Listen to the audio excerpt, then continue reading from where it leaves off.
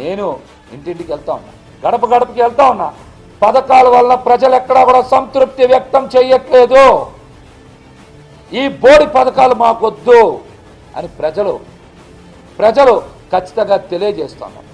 వారి కాళ్ళ మీద వాళ్ళు నిలబడతారు, వాళ్ళ చేత్తో వాళ్ళు పని చేసుకోవడానికి, వారు స్వార్జితంగా సంపాదించుకున్న సంపాదనతోనే ఆనందంగా బతుకుతారు. కానీ జగన్మోహన్ రెడ్డి లాంటి విషపు చుక్కల్ని వాళ్ళ జీవితాల్లోకి రానియమని ప్రజలు నిర్మోహమాటంగా చెప్తా ఉన్నారు. మాట మాటకి పథకాలు అని చెప్తున్నారు. జగన్మోహన్ రెడ్డి గారి హయాంలోనే ఏమైనా పథకాలు వచ్చిందా? గతంలో పథకాలు లేవా?